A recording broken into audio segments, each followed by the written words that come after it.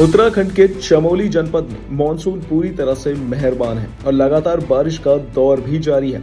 अचानक हुई मूसलाधार बारिश की वजह से तमक नाले में एकाएक भयानक उफान आ गया। पानी का तेज बहाव इतना खतरनाक था कि सीमा सड़क संगठन द्वारा हाल ही में बनाया गया लोहे का मजबूत पुल ताश के पत्तों की तरह बह गया। राहत की सबसे बड़ी बात यही रही कि इस घटना में अब तक किसी भी इंसान की जान जाने या कोई जान हानि होने की खबर नहीं है। सभी लोग सुरक्षित हैं, लेकिन बाढ़ के इस तांडव से किसानों की सेब की फसल पूरी तरह से तबाह हो गई। पहाड़ी इलाका होने के कारण बारिश होते ही छोटे छोटे नाली और नदियां विकराल रूप ले लेती हैं। तमक नाले में भी जब पानी का रौद्र रूप दिखा तो स्थानीय लोगों में दहशत फैल गई। बीआरओ द्वारा बनाया गया यह लोहे का पुल सामरिक और स्थानीय आवागमन के लिहाज से बेहद खास था, लेकिन कुछ ही पुलों में पुल पानी में समा गया। क्षेत्र में दूसरी बार आई इस आपदा ने विकास कार्यों और निर्माण की मजबूती पर गंभीर सवाल खड़े कर दिए हैं। आपको बता दें कि बागवानी पर निर्भर यहाँ के स्थानीय किसानों के सेब के बगीचे बह गए हैं, जिससे उनके सामने गहरा आर्थिक संकट खड़ा हो चुका है।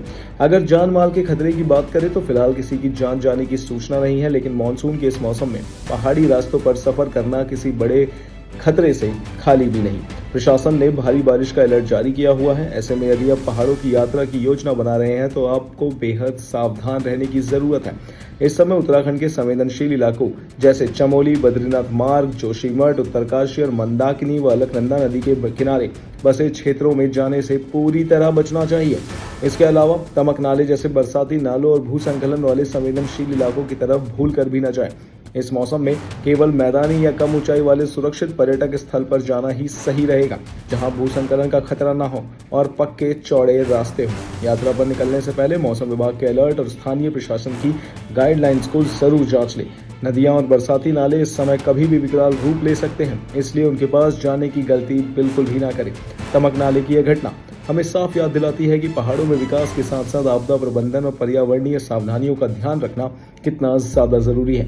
प्रशासन को जल्द से जल्द किसानों को मुआवजा देना होगा और टूटे हुए पुल की जगह वैकल्पिक रास्ते का इंतजाम करना होगा, ताकि आम जनता को राहत मिल सके। इन सब पर आपकी क्या राय है, हमें कमेंट्स में जरूर बताएं और इन तमाम जानकारियों के लिए बने रहिए मसंत भारत एक्सप्रेस पर। धन्यवाद।